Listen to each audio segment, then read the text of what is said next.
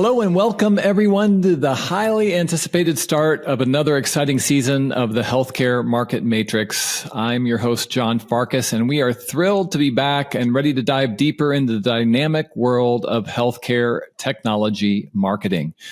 And to kick things off, we have something really special for you as we move into the 2024 season. Today, we are debuting a new monthly series focused on a new healthcare buyer directory we have launched on GoRatio.com. And this series revolves around a methodology we call the buyer matrix. It's actually the inspiration for the name of our podcast in some ways. And the buyer matrix, we're going to take some time in a little bit to start defining for you and show you just how it fits in all of what we do. So we're looking to use this series to provide some invaluable insights and discussions around some of the most sought after healthcare technology buyers that there are. And Jess is going to be joining me today as we explore how to utilize the buyer matrix, how we utilize the buyer matrix in our work to help companies approach the market with the understanding and empathy that they need to really establish trust and to win the interest of the right decision makers the right way. So thanks for joining us today and welcome, Jess. Yeah, thank you. Thanks for having me. I'm excited to be a part of this new series and definitely shed some light on our new buyer persona directory. And for those loyal listeners who've maybe been following Ratio's content on LinkedIn or our blog, or hopefully have subscribed to our Insights newsletter, you're likely familiar with Ratio's tried and true buyer matrix. But for those who may be new to our buyer matrix methodology, John, I have a question for you. Do you know in the last, at this point, 12 years, right? Because we just had our anniversary, Ratio anniversary. Was it last week or the week before? But how many, how many buyer matrices have we produced for clients over the years? Gosh, Jess. Do you even know that number? It's a whole bunch. I can say that. And the thing that's been true about that work is that it is every time there's in the probably now hundreds of times we've worked through that process, there's never been one time where I'll say it in the positive. Every time it is proven extremely valuable. And ends up promoting amazing unity and understanding within the organizations that we help through this process. And I'll say it's not something that you need an organization like Ratio to do, but it certainly helps to have an objective third party in the room, because part of what happens here in this process is there's a lot of assumptions that are questioned. And there's a lot of work that we do to help organizations understand some of the things that they're kind of skipping over in the process of doing the work that it takes to truly connect with the market. And that's what the buyer matrix is all about. And we'll talk more about that. Yeah, for sure. I think we recently had a conversation with a client and they referred the exercise to therapy for their leadership team. And I was like, honestly, after experiencing several of these foundation workshops over the last year with our clients, it has an air of therapy to it. So, and certainly becomes kind of the cornerstone of our clients' messaging platforms. So we're really excited about kind of unveiling this in a more accessible way via our website for those that, are trying to kind of problem solve with some of their positioning and messaging challenges, as healthcare is not an easy it's not an easy place to be. You've noticed that, have you? Yeah, just a bit. So yeah, John, tell us, for those that are maybe, new to Ratio, new to the buyer matrix, talk to us a little bit about, what this is. What is the buyer matrix? So it's at the end of the day, this is really simple. And Jess, I know you've heard me say this a lot of times. It's not rocket science. And yet the discipline that it represents is some of the most foundational basics that there are. Really, what we do is take a look at who you are selling to? What are the verticals that you're selling into? So in any healthcare technology company, there's likely going to be, there may be one, maybe it's just healthcare providers as a big deal. But even if you look at providers, you're going to break that into subsets. There could be large health systems. There could be small health systems. There could be individual hospitals. There could be physician groups. You can break it down. You go into the payer space, and you've got a similar breakdown there. You go into potentially the pharma space, and that gets, you divide that up. In each one of those verticals, there are people that make decisions that are related to your solution. And those people are experiencing problems in their day-to-day workflow. And so the thing that we're looking for in the first step is, so first thing we do is say, okay, who are you going after? The next thing is, what are the positions? If you're going after large health systems, who are the people in large health systems that have problems that have some bearing or some connection to your solution? Mm-hmm. And so you map those out, you list them out. And then of those people that have problems related to your solution, this is the tricky part. What are those specific problems? And this is the part that takes the most time, effort, and energy, because the quick thing is, I need an XYZ to do ABC. Well, we hear that very often when we say, what's their problem? They'll say, I need a XYZ to do ABC. That's not a problem. It has to go upstream from that. You have to go, what is the thing that is going on in their business that's keeping them up, that's causing friction? What's the anatomy? What are the people involved? What does it cost? How do you talk about that in real world terms, that the actual person that you hope will be buying from you or interested in your product, how would they articulate it? Mm-hmm. Now, there's a lot of ways we can get at that. Usually we're working with clients and they're taking a first pass at it. And sometimes after that, we'll do some validation and do some interviewing of the actual people in those seats to get an idea, is this accurate? But it's super critical that we identify what those real problems are in a voice that the actual buyers would use. And so we'll spend a lot of time pushing into that, getting those answers. A lot of times when we workshop this with our clients, they'll bring actual buyers into the process with them, and we'll talk to them and say, okay, how would you articulate this? How are you looking at this before you knew about the solution? And what was your perspective? And we mine that deeply. And then we go all the way through their problem spectrum. Right. There's several things most likely that are related to that for this one persona. That's one position in an org chart. And then we'll look at another position in the org chart that might be adjacent to it. And we'll do the same thing, because those problems for that different buyer are slightly nuanced and different. And they have a different priority order in how they're set up.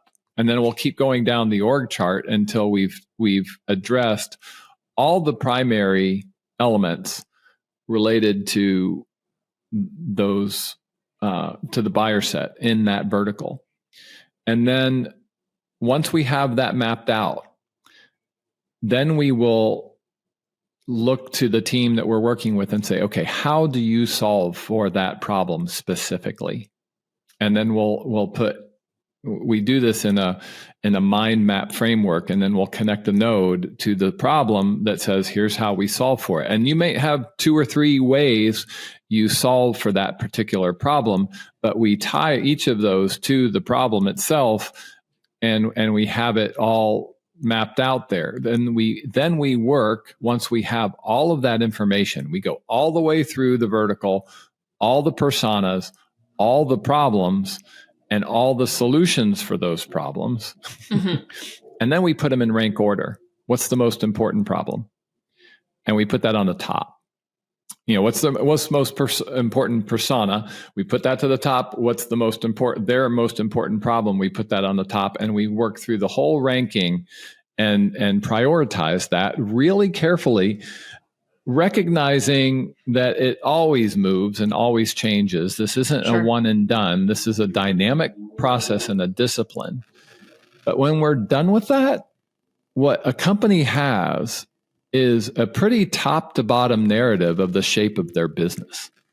Mm-hmm. And it's a really amazing narrative when you sit and look at it. And when you can put that together with your team, the amount of alignment and understanding that happens between the product leads and the market leads and the sales leads and the executive team and how people are talking about it, it builds tremendous alignment and understanding, because there might be part of your group that sees the top we've seen it transform product roadmaps in the past, right? Because they'll confront a fact that, okay, our primary buyer has a problem that we have a 50% solution for, and right now our product team is working on this problem that's way down the list of priorities. And we're spending half of our development cycles right now to solve a problem that we should be spending that time finishing our complete solution for their number one problem, because we can. And we just haven't allocated those resources. Yeah. Yeah. Well, and I think too, I know, like, if you navigate, for our listeners, if you navigate to the buyer persona directory on our website under insights, you can kind of see an infographic that gives you a taste of what that structure looks like as John's speaking to this. But it certainly does not showcase how big that map gets. And I know, like, especially, we have infographics that kind of showcase the depth of that, that kind of allude to how many subsets of challenges are we addressing and how many solutions are we, solution statements are we coming up at? Like, John, do you know, like, an average of, like, for a client, is there even like an average of how many we typically will be creating per? It is really hard to know, but what I can tell you is we've got buyer matrix for our clients that if you were to print them out on 8.5 by 11. Remember 8.5 by 11 sheets of paper? That used to be a thing. If you were to print them out, it'd probably be like 5 pages deep. And, as far as how much information gets put like into that font document, and 10 or 12 point type, it's a lot of information. It really is. But the alignment it creates and the insight that comes from it is so valuable. And so, it's so often organizations will build what I call traditional buyer personas, who is this person? Where does their kid play soccer? How old are they? And where do they go to school? And all that fun stuff. At the end of the day, for a B2B buyer, most of that information doesn't matter. At the end of the day, it's about the problems that they're living with day to day. And you better have a really sharp point on what those are. And if you don't, if you kind of pay a little bit of lip service to what they need, which is very often what the buyer personas that I've seen put together by people with taking traditional approaches for it, they'll just put, I need this, I need that, I need that. Well, that's not a problem. That is speaking to the very tip of the iceberg. Right. The stuff that creates empathy, the stuff that you can build campaigns around, is that deeper understanding of the anatomy of the real felt need that is in the trenches that people are living with and tearing their hair out because they can't figure out a good way to solve right now. And it's leading to financial crisis in certain segments of a health system or, whatever that looks like. And so you got to have that real world perspective and understanding to be able to effectively engage. And that's a lot of what this process is designed to help bring out. Yeah. The empathy factor is huge, I think. especially. And so, and to that point, so we're speaking to how this creates a foundation for your company to reference. But what is the power of that? Like, I know oftentimes we'll see leadership teams. The CEO knows exactly how to sell what the offering is. But oftentimes that doesn't necessarily trickle down to, the business development team or even, the revenue department, or there isn't that through line of understanding on what the true challenge is that's being solved. So maybe if you could speak to a little bit of our experience in that. I mean, I know it's a common challenge for, you have a really passionate founding team or a passionate leadership team that's ready to share this story, but it isn't communicated in a way with the larger team to really execute against the scalability of the company, right? Yeah, as you said, the CEO knows exactly how to sell. I was in the seat of several of the marketing people that are listening to this right now, and they're laughing, right? Because they're going, that's not true. Yeah. The CEO thinks they know exactly how to sell. And that's part of our premise that we're coming at this with.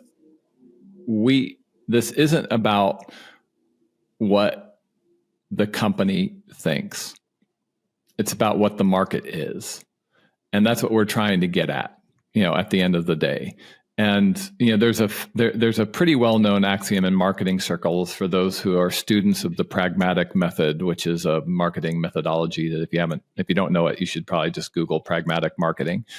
But there's kind of a famous maxim that comes out of pragmatic marketing that says, your opinion, while interesting, is irrelevant. And that's one of the first admissions that we have to make in this process, is that this isn't about what we think as a company. This is about what is truly happening in the market. This is about what the real pulse is and the people that we are trying to communicate and connect with. That's where empathy becomes so important. If you don't know, you need to. If you don't know where they are, you need to know. We've talked to, at this point, a lot of CIOs for major health systems. Mm-hmm. And the thing we hear over and over again is some consternation with how ignorant people selling them into them are. I mean, it's just a consistent thread that we hear over and over again. Don't come to me thinking, you know what's going on here. Know what's going on here. Mm-hmm. And then come talk to us, because I don't have time to educate you on this. You can figure it out. You can figure out what's going on here. There's enough signal flow in the market right now to let you know, at least at a fairly responsible level, what's going on inside our walls. Come with some of that understanding, because I don't have time to sit you down and educate you. There's too much going on. And if you're having to do that as a solution provider right now in healthcare, nobody's going to have time for you. It's just the reality. There's too many people first of all, you've got too much competition for what you're doing. And that competition is really determined to win. And if you aren't doing your homework and understanding your market and being willing to have these conversations and do the diligent work of putting together an informed buyer matrix, you're at a significant disadvantage. One, because your competition is likely to be doing some of that work, and two, because the people you're trying to sell into don't have patience. They are the most inundated, sought after targets right now by bunches of companies. And so you thinking that you have, God's gift to healthcare technology is not going to do you any good. You can't make those assumptions. For sure. There's my soapbox. So. Yeah, there's the soapbox for anybody who is wondering. Anybody who wonders what John thinks, now you know. No, it's just such a frequent trap that we see, and it's hard to avoid because the people who are developing smart technology are passionate about smart technology. Right. And it is easy to get enamored with what you can do. That's an easy trap to fall into as an organization. Look at this cool thing that we just developed. Well, the world, as you all know right now, is developing really fast, and there's a lot going on. And healthcare systems are on the ropes. Providers are on the ropes. There's a whole lot of crisis and change going on right now in the market that's very dynamic. And you have to be doing the work of empathetically understanding what's going on out there so that you can come into the conversation in a way that makes meaning. And so that's what the buyer matrix at the end of the day is designed to do. It's a tool designed to help equip you to make meaning and have the kind of conversation that will get a healthcare executive to raise an eyebrow and say, I think these guys might have something to say. Because if they know that about me, they probably have a solution that can help me actually get at some of this quagmire that I'm trying to untangle. And that's a big part of the opportunity right there. And that's what the buyer matrix is designed to do. It's designed to give you to prioritize the insight that you need to then develop into meaningful assertions for the market that will get that when it comes across, when you figure out the channel to kind of get the little bit of 10-second attention that a healthcare executive can spare, they read a lead line of an article or of a paper that you've published and their eyebrow goes up. Right. And they double click. And then you begin the process of building trust. And you do that because you know, and you have done the work of developing the empathy, and you've mapped that out responsibly. It is a discipline. It takes work. And that's what we're here to help promote. Your technology and what your product does is only a part of your solution, or at least it better be only a part of your solution. How you deliver that, how you make it happen is all, it better be in the solution part of how you speak about what you do. Because if it's just about the tech and there's not much patience for shallow deployment right now. Yeah, exactly. There's got to be some elbow to elbow. There's got to be a willingness to get in there and get dirty, and a deep concern for understanding context and knitting it in extremely well, because it is complicated. And any assumptions that it's just easy plug and play, any assumptions that this is this is going to be a simple integration or whatever, that's going to lose in a big hurry, because everybody, they've lived, every one of these executives that we talk to has lived some horror stories where they've taken a jump and pushed a deployment and seen a train wreck as a result. I think I heard a train whistle in your background. Yes, no, there's totally a train in the background. It's the ambiance for the conversation. That's right. We're wanting to avoid those train wrecks. And so making sure that you're set up as an organization, not only in what it is you're bringing across as a solution, but your understanding of the sophisticated nature of knitting it into an already vastly complicated ecosystem, and your readiness to stand with them in that process, and you showing them how you are ready to jump into that better be a part of your solution matrix in today's world, because it doesn't just stop at your tech. Yeah, very, very true. Well, and I'm very excited about exploring this healthcare market matrix, no pun intended, by, diving into these specific roles. I know we've interviewed many CIOs on the show this last year. And so if you go to our website now, you'll see that we have launched the first installment of the Buyer Matrix series. And really what this informs is those, core challenges that they are experiencing and the various facets of business that they're engaged with, and mapping them to solution attributes for consideration. Things that tech companies should be evaluating as they refine and elevate their positioning and messaging in the market. So definitely check that out. John, is there anything that you want to touch on in realms of that highlight?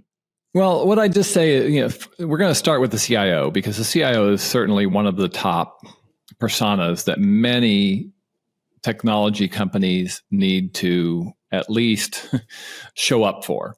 And so if not directly sell to. And so we're starting there because they have one of the most challenging positions in the ecosystem. They are one of the most inundated, hard to reach targets in the ecosystem. And so how the importance of your approach shot being really well informed for that group is more important than any. If CIO is on your primary buyer list, you better have your pencil sharpened. And a pencil is a writing instrument that people used to use back in the day. Like the paper. And when you say pencil sharpened, that means you got to have your stuff together. Yeah. I'm talking to technologists. They don't. So just keep that in mind, and so when we dive into that, I'm excited to start there in our series, because it's going to be some of the more challenging conversations. And we've done a lot of homework around who those folks are and what they're looking for. And so that'll be some interesting insight we'll have the opportunity to dive into.